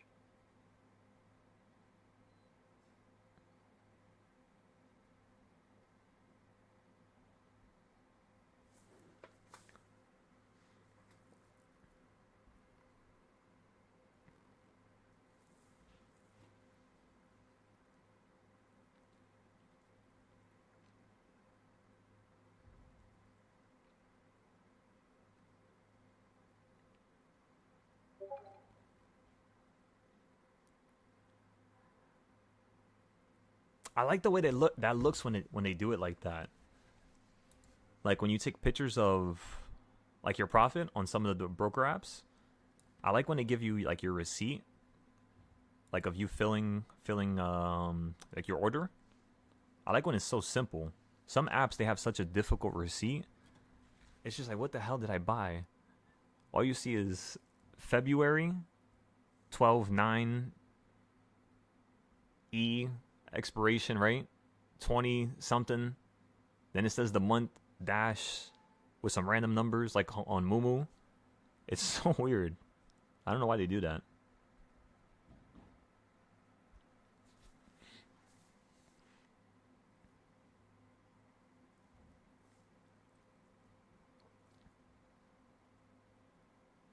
Again, everybody, we got half of our position here. The rest of the position, we're going to buy it if you fall down to number 7 or 8. We're looking for the market to fall through 672. So we're definitely looking for the market to crash here. But what we're trying to do is we're trying to play the upside while you have a crash. Just like how we did a couple seconds ago down here at number 4, right? We bought the calls all the way up here at the top. We were up 10% right here on this little flicker for you touching the little green line there. Then we went from being up 10% and we were down here about 60%. We started adding some more around number, where did we add some? We added some right here at 1.5. Like just a little bit, not a whole lot. And then number 2 and 3, when you went straight through it, we waited. We averaged down completely down here at number 4 with 100 more contracts. Got out at 20% right up here. Then you fell down to right here. Wait, did I just touch something? Just making sure. Then you fell down to number 4 here. Then you hit number 5. And now you're on top of 6, which is where we bought our option a couple seconds ago. They're going to move very, very rapidly, so I'm just letting you know. You might be down another $20 each contract. You might be up another $20 each contract within the next 5 minutes. We just got to give this some time here. Because that's kind of like your short-term consolidation, you know what I mean? What we're looking for mainly is the bigger consolidation in terms of the midday move. So we're not just trying to deal with the little consolidation, which is what our contracts are dealing with right now. So like in the next 5 minutes, your contract could go up again another 30%, 40%, or it could go down the same amount. And what we're trying to do is trade a weekly trend, but with a 0-day option. So it's kind of like we're trading the bigger trend, basically what today is following, because you see how you went lower than yesterday's low? So you might be asking, like, why would you want to fall to this low? What was the reason for that? And the reason for that is basically what happened beforehand over here. Everything over here told you what was going to happen over here. That's why we're being so aggressive with the calls, because this is a really good area to scalp on. Because there's going to be just moves everywhere around this area, like right down here. It's just, I don't want to buy the puts right now because the market's making new highs. You're almost $20 from the previous high. And because you're almost $20 from that previous high, you could literally run up $10, $15 within the course of a day or two. And I kind of want to see if we can catch one of those. But if the market wants to really fall and you want to, drop out the sky, it's okay. We have all these other highs and all these other boxes that we made. Not this screen here. There's nothing here on this screen. But if I show you this screen here, you would see that we have all the boxes basically for the whole entire year. So since we have all these boxes, when you start falling down into these boxes in the future, we already know what levels to buy from. You know what I mean? Some of them we even have buying points like this. But we didn't really make them that nice. Like over here we just put arrows. And then over here we started writing words. And then over here we started predicting the future. So again, first is arrows, then you write a little bit of words. There's something that makes sense. And then you fix it, and then now you're able to predict the future, is the idea. At least that's how we did it. Alright, let's get back into this. Let's see what's going on in the short term. So you're in between 6 and 7 again. She's getting spicy, everybody. This is where you made the move to the upside yesterday.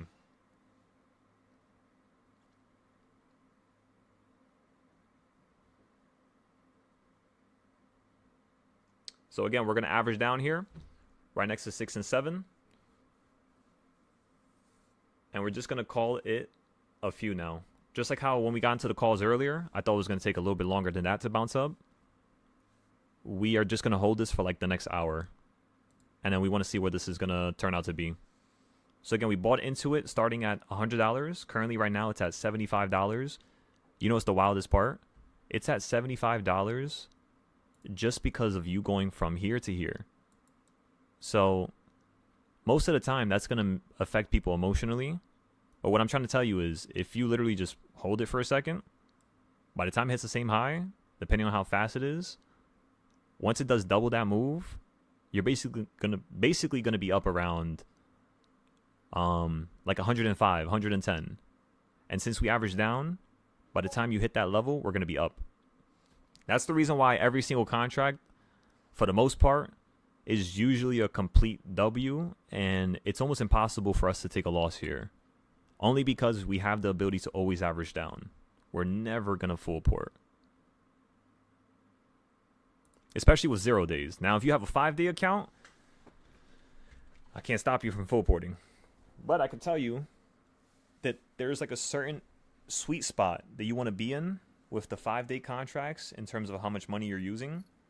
And as long as you could just do that every 5 days, you're not going to sell it every 5 days. You're going to sell it like every 2 days. But every 2 days, you're basically going to buy a 5-day contract is the idea. And you're just looking for a double. And then for the 0 days, what you're looking for is for you to use a low amount of capital and 1, take the safe route, which is the scalp, or 2, to simply go much heavier and sell it much quicker. So in one way, you're using a low amount of money and you're making a low amount of money. So it's kind of like you're spending a lot of time scalping. This, from what I've seen, has caused people to get burnt out the most. So let's say if I have something for 6 months out and I spent $500 on it, right? If you're down the next week, $100, $200, remember, you have 6 months out. You're fine. You're good. There's no need to get emotional. A lot of people, you know what they do? When they're scalping, like when I'm trying to teach them how to scalp, and I know they're down on that bigger play, on the short term, they tend to be more aggressive. They'll hold the contract longer. But that's not what you're supposed to do. You're supposed to sell it 10, 20%, you know what I mean? 30%. Just get out of there.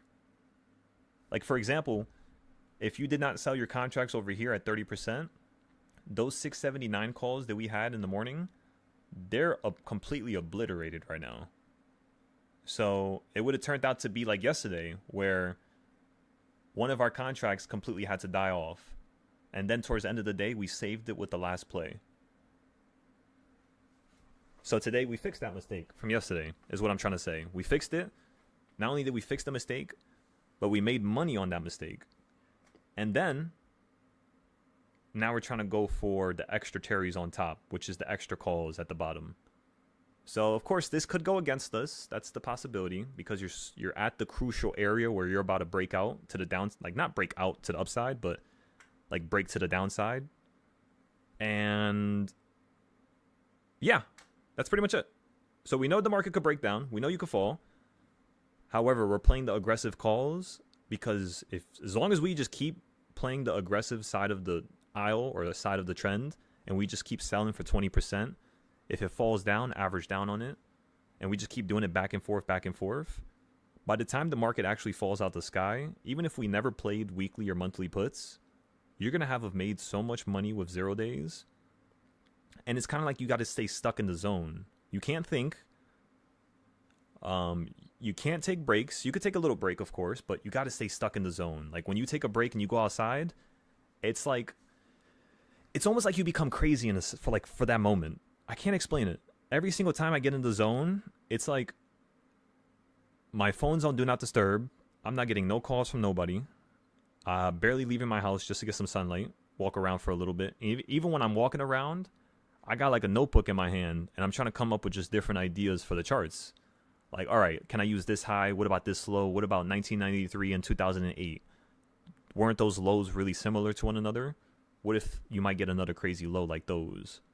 You have Michael Burry coming out and shorting a crazy amount of stocks. So there's something happening here. Something's going on. Something is in the air. And you just go over that stuff over and over and over again. And eventually you start to come up with patterns and conclusions, which are highly probable. So, yeah. Basically what I'm saying right now is all this 0 day short-term shit that we do every single day doesn't matter. This is not what you want to focus on. This is just to get your foot in that door for you to have an opportunity to then start trading futures and to build your safety net so that you can have, the ability to make more profit with your options. Making $10 every day is not going to, is not going to help you here. You got to make more money. And the only way you're going to make more money is by first understanding how to make money. Because then it's easy to scale it. Same thing with the trades. Like whenever I give you guys trades, I know what percent is possible. That's why some days we hold the contracts way longer. And sometimes it doesn't happen that day. Sometimes it happens the next day. But, that's just what happens with 0 days. That's the thing that sucks with them. So yeah, never get emotional with a 0 day. Just try to learn, get better, try to understand the flow of it so that you can understand how to use something that most people gamble with, but you're making it consistent. And you're using less money than them. You got people trading 5K only making, let's just say they're trading with 0 days. This is the weird part, right? Watch this. They'll trade with 5K, right? They'll make 2,000. Now their account is at 7K. You know what's the next thing they do? Use another 5K and try to make another 2K. Wrong. Now you have an opportunity of having a risky situation. What do? If I have 5K and I make 2K, I'm just using 500 for my next trade. That's it. Even if I'm, more certain than anybody in the world that the market's going to bounce right now, just use a quarter. And then when I, use $500, depending on how much I make, just use a quarter of it. If you keep doing that every single trade, by 3 o'clock, you're only going to be able to trade with like $10. That's what's going to cause you to stop making your accounts drop back down, because a lot of people, when they use 5K, they'll make 2K, they'll use 5K again, they'll lose 1,500, they'll use 5K again, or whatever they have left now, because they only have one more margin trade, and their account is sitting at 6,000, let's just say. So again, they just made the money, lost some money, and now they're barely sitting above where they started at that day. So the next day, they want to force it even more, Now, in their mind, they're like, this has to happen now. This is going to happen. You had a crazy move that day. I sold myself short. Now today I'm going to hold it longer, right? Because I know I keep selling stuff out quickly, and I'm not giving it enough time. I'm being impatient. I'm going to be patient today. And you know what's going to happen, right? It's all going to be gone.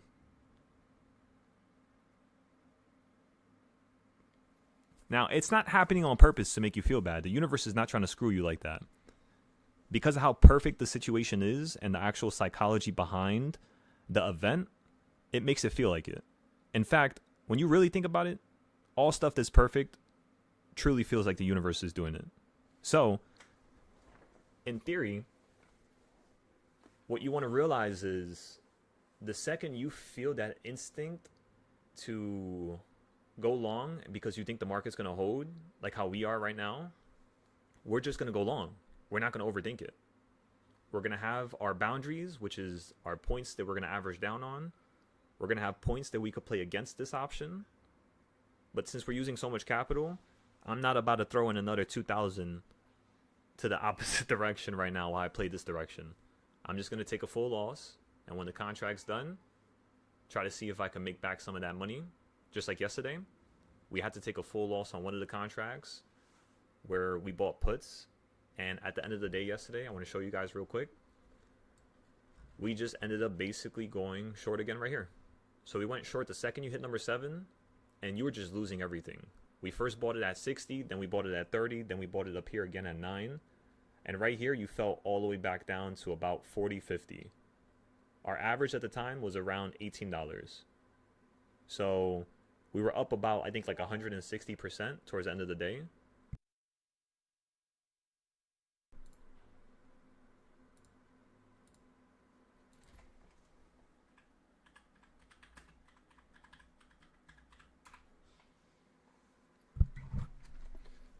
You got to go to your audio settings, Hoover.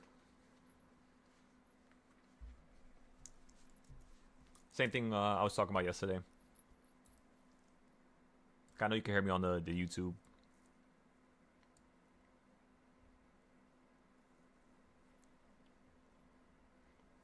All right, but what was I saying?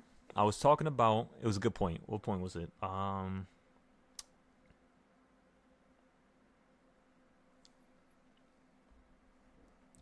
Taking a loss. Yes, taking a loss. So, with 0 days, it's very risky. Even if you're the most right person on the planet, if you cannot average down correctly at the right times and at the right moments, like for example, right now we are not going to average down at all. We already averaged down a good amount. We have a good amount of contracts. We don't want to start going negative today. We only have enough in the market where we can go a tiny bit negative, just a tiny bit. But again, that's if everything fails, if we have a full loss on these contracts. Same thing with the ones that we got earlier over here, that we averaged down over here and ended up getting out of them over here for. It's kind of like we're trying to see if the market's trying to have kind of like a W. You know what I mean? And the only reason why we think it might have some type of a W, meaning some type of a retracement to the upside, is because of 672. It's a very important point. It's your weekly range, right? So if it stays above this area, it's bullish. If it starts to get below it, it means you're basically turning bearish. So tomorrow, if we're below 672, we're just going to continue to play 0-day puts going lower. However, if tomorrow we're above 675, we're going to let it drop below a little bit. So like, you know what I mean? Like run up from now, hit 676 or 677, fall down to 675, maybe it opens up then, and then it falls down to 674.50, and then we'll go long, like somewhere down here tomorrow, and then we'll just play the upside pretty much.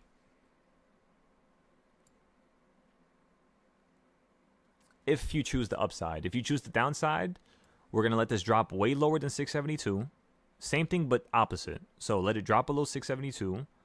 Let it get to like 669. Then tomorrow, it's going to hold down here at number 8 today. If it falls down here, it might just go through it, but I'm just giving you a hypothetical. This is how I create my plans and my notes. It's going to fall down to number 8 tomorrow. And then when it hits number 8 tomorrow, which is today's number 8, tomorrow that's going to be basically number 2.5, number 3. So tomorrow, if we open up at number 6, like today's number 6, we're going to fall down to number 8, hold, we'll buy calls, go long, sell out by the time you hit number 7. Just for a little bit, a little something something. You know what I mean? And that's pretty much all. That's all we want to do. By the way, everybody, today was absolutely phenomenal. It seems like we had the most amount of people, I think, in the past week. We almost had 20 people here this morning on the YouTube. So tomorrow, let's try to see if we can go for like 25 maybe. Not saying you guys are not enough. I love every single one of you. But I love teaching people. And the more people I can help, the merrier.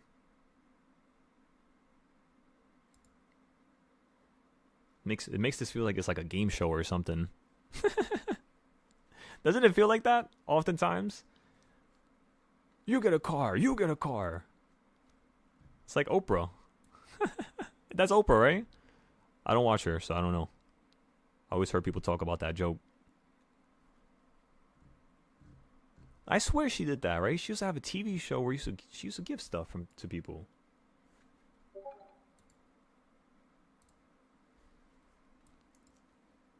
Okay, so yeah.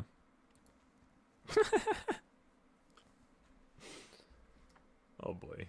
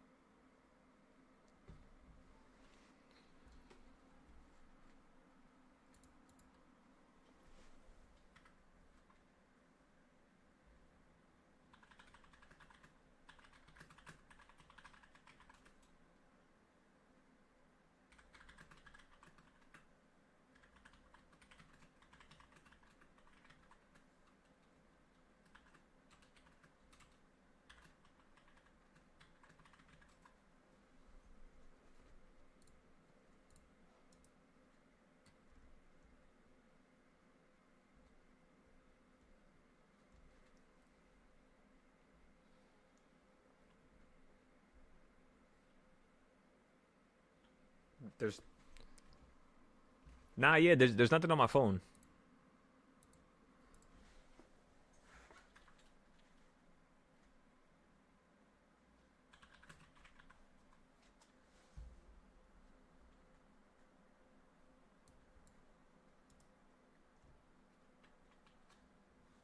Let me take a nice little picture for you, and then boom, we'll go from there.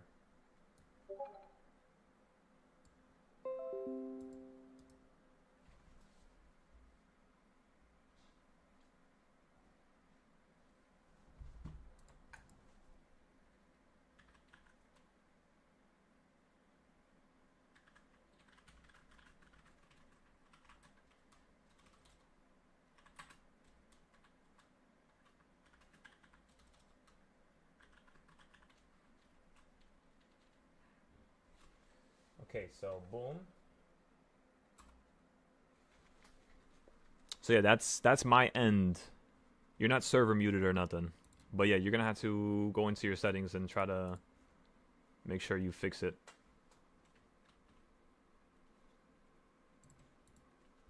That's where you have to go to fix it.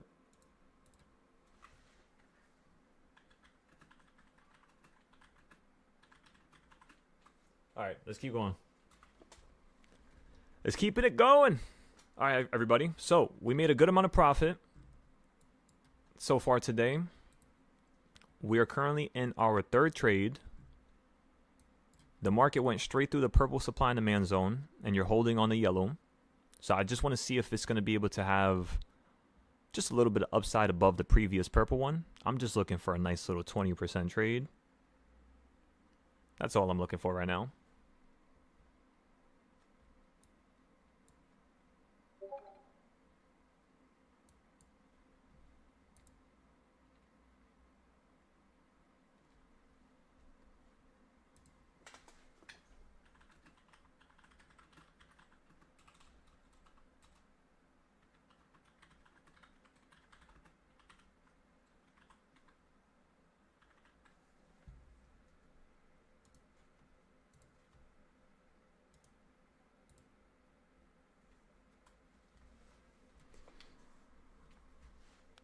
Alrighty.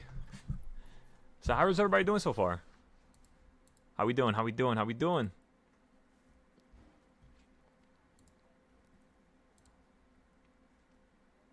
I think we should just... Okay, so we're going to wait here. We're going to take a break. When I come back from this break, we're going to continue trading with the Forex. Oh, I forgot about Forex. Oh, my God. Wait, did we... Oh, we sold it. Never mind, we sold it.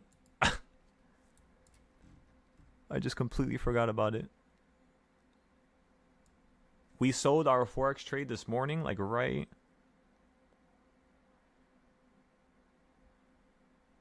Like literally like right here. Right about there. And we're waiting for this to drop back down so we can go long again. When we went short up here, we ended up making around $800. So we turned 5,000 to 5,800. And then down here, when we went long again, we made about 1,200. So that same 5,800 is now at 7,000. So with just 2 trades, the count is up 50%, which is pretty cool. The next thing I want to see us do here is take the 7K to 10K within the next 1 trade. So now I want to try to see if I can start making around 3,000 to 2,000 per trade without like forcing it. You know what I mean? Like, for example, giving you an analogy, comparing it to the SPY, like how we're trading it now. It's kind of like I'm looking for a 20% trade when I'm trading the Forex markets. But that 20%, I want to make sure it's like 500 or 1,000. So I'm not just wasting my time trying to, you know, mess around with just that. Unless I have to, of course. But if I have to, but then I'm going to make a plan for it. You know what I mean? So it's kind of like sometimes when I would have a good amount of money, like 5, 10 extra thousand, I wouldn't know what to do with it. I would get stuck. I would be like, should I put this into options? How much should I put into options? What should I do with the long-term options? How about leap options? How about stocks? Should I just hold something? And I would be all over the place. I wasn't able to just think. What I started realizing was that usually happens when God's giving you opportunities. So when the universe is giving you a window of, you know, possibility, a window of opportunity, right? When the universe gives you that, you only have a certain amount of time to react and act in a proper way, or else the opportunity is just going to be handed to another individual. It's like a bird, right? It flies from nest to nest to nest. Do some birds do that? Maybe some birds stay in their own nest. They don't move. Whatever. It's just going from nest to nest to nest to nest. Tree to tree to tree, you could say. Right? And that's pretty much all. Yeah. 5K. It's 7K. Try to see if we can sell out the next trade for a cheap amount. Not go overboard. And when you have extra money on the side, what you want to do with that money is you want to ignore the noise. And you want to ask me what to do with that money. and I'll tell you what to do with it. So again, ignore the noise, because sometimes it's too noisy, even in your own heads, just like how it was for me. What made me get better was listening to somebody and getting rid of the noise. So I'm basically going to do the same thing to you guys. I'm going to think of the best opportunity that you have in terms of dividends, taxes, in terms of anything that I could do as a person, as a human. It's not going to overstep any legal boundaries, right? Illegal boundaries. As long as we're not going to, have a possibility for that, I'm signed up for it. So again, I just want to make sure everything is proper, perfect, no blaming, none of that nonsense. If you're wrong, you're wrong. If I'm wrong, I'm wrong. I think we're grown-ups. We can come to the conclusion of how we can get better, regardless of who's right and wrong, because that's not what this is about. It's about, training with each other, helping each other. And that's pretty much it. Not to get too philosophical or too talkative right now, because I want to take a break, but yeah, that's all. That makes me very happy, honestly. Just us doing that right there. Anything else you guys would like to talk about real quick before I bounce on out of here for a few?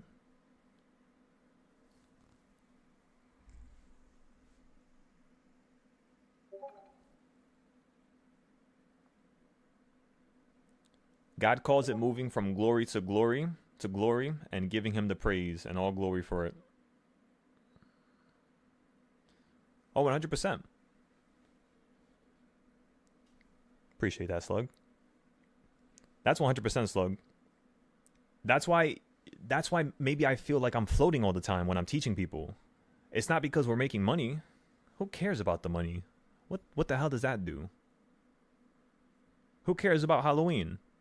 It's just the act of dressing up and acting like you're this person and seeing everybody else follow along, and they're kind of acting like their own people, and it's like this whole unique environment. It's what I'm trying to say. It's not the day that matters. It's who you're with.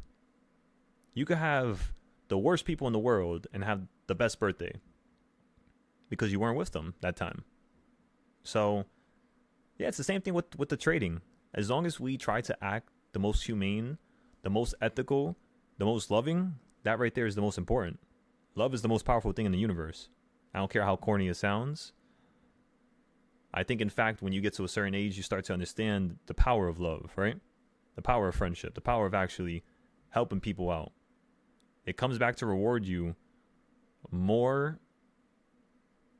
People think that, like, asking demonic powers that be for power is going to be what helps you in the short term because you're stuck. No. You know what helps you in the short term? Giving up everything to help people. It helps you faster than any power. I could promise you that. That's the one thing I've noticed. And I become infatuated with it. That just doing the right thing literally gives you the quickest change in life. That's it. Stop smoking, stop drinking, stop going around in circles and doing all these crazy things, and you can't think straight. It's too noisy everywhere. You just got to calm down and do what you think a person that's trying to make the right decisions would do, and listen to it. And don't break your own rules. If you say you're not supposed to do something on a certain day, don't do it. If you say you're not supposed to trade, that's the reason why I tell you guys to create all these different rules for yourself. Is because it's actually to refine you as a person. It's not about the trades. The trades and the money that you make from here is only going to go so far. That's why it became very boring when I finished all the lessons and all the teaching stuff. Because I'm like, all right, I have nothing else to do here. That was also one of the reasons why I kicked everybody out in February. Because I realized I was just like, one, people didn't really grow that much. Because they weren't really feeling like I was going to remove them. They felt like they were always just going to be here for $10, $50 a month. And I have no problem with that because they're paying me money. I get it. But I don't even want them to pay me money in the first place. The only reason why I'm doing that is so that we can actually create a situation where not any random lunatic could just join and make a mess out of this. That's the only reason. You cannot have something free. You cannot. You could choose to give all the money away, of course, which is what we're planning on doing. Once we get this what's called the Discord big enough, we're going to start opening up the nonprofit. start doing on the Christmas season, holiday season. For example, even right now with like the whole EBT stuff, right? There's so much people that could have an opportunity of having more food and, you know, having another, I don't know, group of people that try to remove or try to have them have a plan to be removed from EBT, because a lot of people get stuck with it. You know what I mean? Kind of like you're getting paid unemployment or some shit like that. Like a lot of people get stuck with it. Or like what else is something I've seen while growing up? I had friends that were older than me that, you know, they would get hurt a little bit. Like they'll have a little health problem, let's just say, right? And with just that health problem, they'll collect disability checks. And because of that disability check, they wouldn't really grow. I kid you not. Getting something from somewhere is not going to make you grow. You have to literally be trapped. You have to feel like you can't get money from nowhere. Nobody's going to help you. Once you get to that level, then you truly start to grow. So what I'm trying to say here is, in the beginning, I just wanted to teach people how to trade. Now, I want to teach people how to live. Basically is the idea. And I'm still a very young chap, right? I still got plenty of things that I got to learn in my own way, myself. But with what I have learned and how I tend to hold back my words and not speak if I shouldn't, you know, speak in the moment, I think we'll have a very nice situation where people who are older can learn from me, same way people who are older can teach me. So it's a revolving door, you know? And that's more so what I want now. That's more so what I care about. So again, I went from having one plan about what I was going to do with the Discord and teaching, and now I have a whole new perception as to what I want to do in the future here. And sometimes people, they go years without finding their reason for living, you know? And the fact that I found mine so young is the exact reason why I want to help others find their reason for living. That's what I mean, show people how to live, right? Because if I can give you a reason for living in terms of finding out what you always wanted to do since the beginning of time, right? Energetically, spiritually, if I could find out what that is, if I could be the one person in this world that allows people to have like an oracle almost, a person that can guide them truly and unconditionally, the same way their mother and father loves them. Which is kind of hard to say because I can't really say that because some mothers and fathers, you know, don't display good love upon their kids. So it's like, to that person who you love the most, that's the relationship that I want you to think of me. Unconditional. That's the exact reason why I told everybody that those who paid money on my Discord, the second you become a fully funded trader, meaning the second you make all the money that you've made, what I'm going to do here, and again, it's still something I'm thinking about. I still got to see if this is something I want to do logically, because this is a lot of money. But what I'm thinking about doing is just giving back everybody their money who has ever gave me $1, as long as they actually be past my final challenge and my final goal, which is to be a fully profitable trader and never need to work again. The second they could show me they're bringing in 50K, 100K a month, you don't have to pay me no more. You could be here for free now. But if I see you start slacking and start, you know what I mean? Like how everybody does, whenever I tell them that or I'm nice to them, I'm going to have to remove you again. I'll give you a heads up or a warning, of course. I'm not going to be unfair. Just like how I was with those people who I kicked out in February. Most of them knew they were going to have to be kicked out since like October, since like November. I was telling them.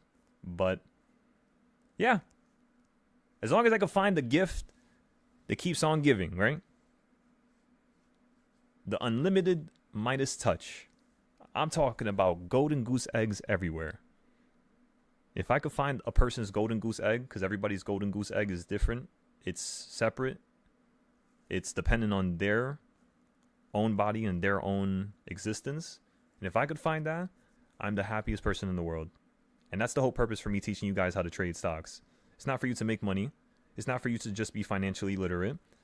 It's literally to help you find your God-given goal, your God-given right, God-given blessing. Again, we don't have enough people trying to push others to find it, and that's the problem. If we did, I feel like the world would be a lot more happier. Doesn't have to change too much, but just a little happier. A little bit more fulfilled. Ladies and gentlemen, that is the plan. That is the goal. Look at MES, by the way. If you had a futures position here, you would have got jumped pretty much. Just hit by a train, then a bus, then a car right after. That's literally what would have happened here. That was so unforgiving, that downside right there. It's looking more and more like an aggressive yesterday. So I'm thinking that, yeah, we might have a nice consolidation running right back up to 67,000 or 6,750.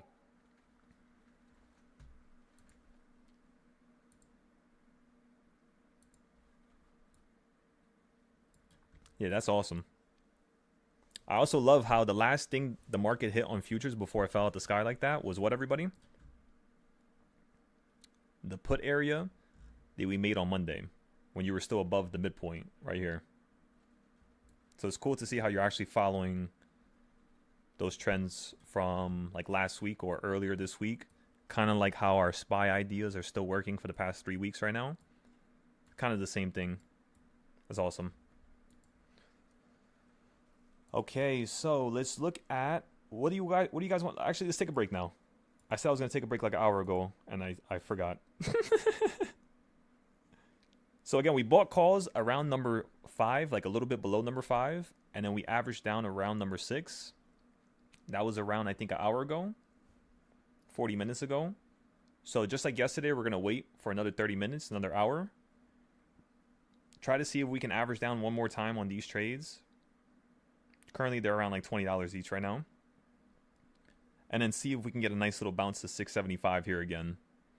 If not, if we could just get a bounce to 674, and it can happen before, let's just say, if it can happen before 2 p.m., we should be perfect here. I kind of want it to happen before 12, because if it happens before 12, I know we should be up 50 to 100%. If it happens after 12, like around 1 to 2, even if you hit 675 and you go in the money, you might not be, it might not be valued at anything. It might just be $1 still. You know what I mean? That's the only problem. So just be careful with that, everybody. Go long, but don't throw in your whole account. You could throw in $400, $200 and still make $600. It's just, you got to wait. And if it goes against you, you got to have enough to average down. Always. So as long as you always have enough to average down with, you'll be good. Why is there heat coming out of my head?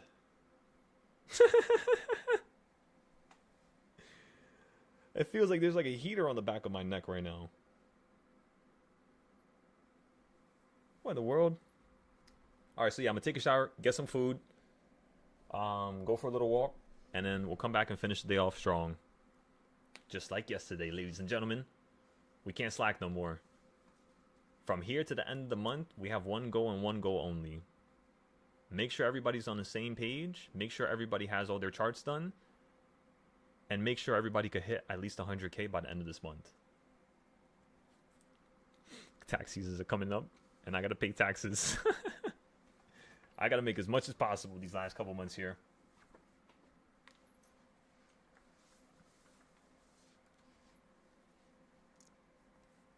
I'm scared to see that number, you know that?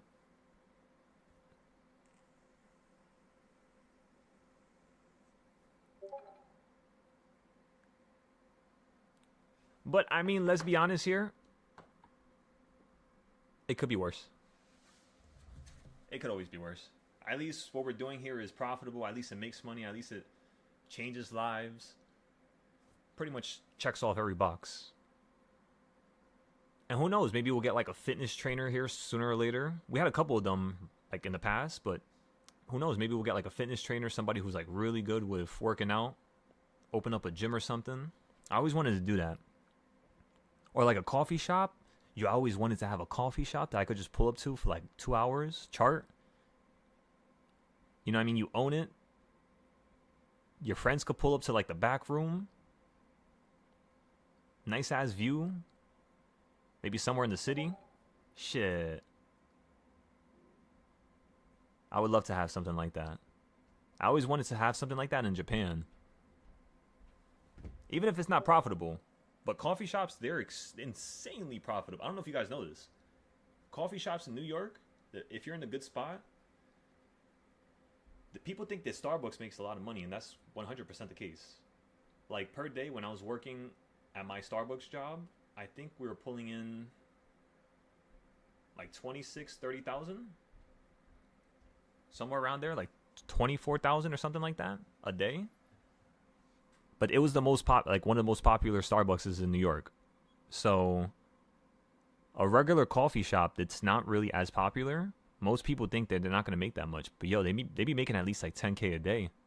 10 to like 30K a day. It's the craziest thing because they have less overhead, you know? Because with Starbucks, you're a part of their corporation.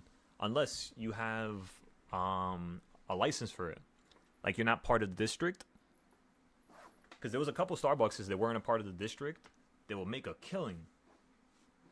And like that's what I would suggest people do instead of. But I guess it's, you know what the problem with that is when you're not part of the district.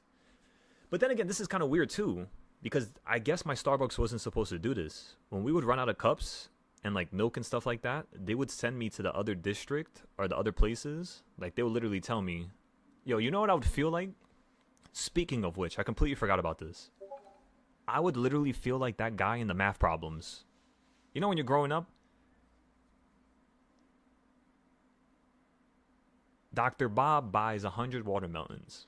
Who the fuck is going to buy 100 watermelons?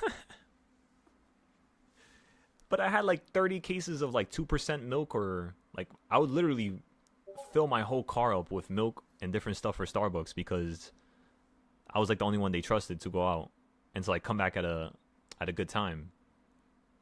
But like they would send me to the places that weren't part of the district, and they would be mad tight when I would pull up. But I wonder how they used to repay them for that, because if they weren't part of the district, I don't remember giving them money, but maybe I did. What I'm trying to say here is basically, because they're not part of the supply chain, when they get their cups and their orders of like whole food, like whole milk and whatever milk they get, coconut milk, it's harder for a person without the district license to do it easy unless they have a system in place. Meaning unless they're business savvy already, then they could definitely survive and probably make more money than a Starbucks. But they send a check in the mail when they pay bills. Yeah, probably, right? Because they would write it down. Like, they would write down, like, I took this much stuff or I took that.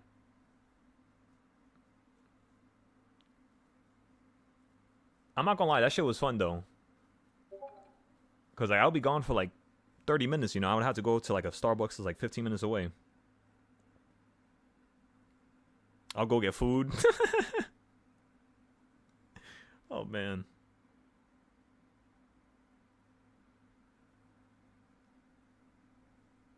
Usually daily, if not weekly. I could see that. Remember, everybody, you're at number 7 now? Number 7. Ladies and gentlemen, you're at number 7. This is getting exciting.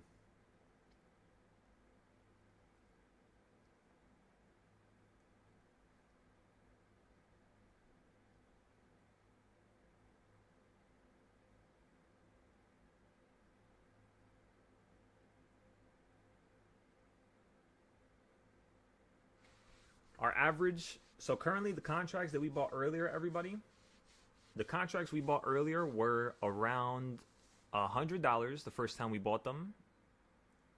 And then we averaged down the first time at 77. And then now we just averaged down for the third time because you hit number 7. And we averaged down, and our average is now at 66. So each contract is at $44 each. And our average is at 66. So when we run to around 75, 80, we could just sell it for a nice little profit. That's pretty much all we were looking for.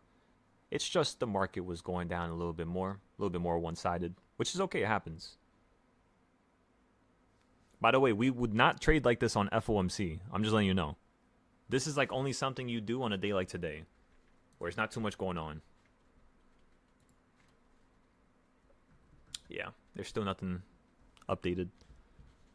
Tomorrow's going to be important, though, unemployment data.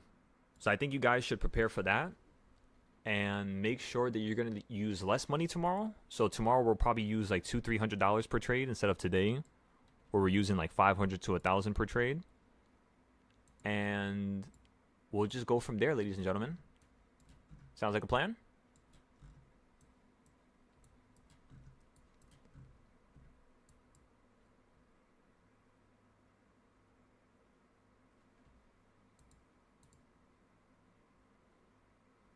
Yeah, you might be continuing to go lower here tomorrow.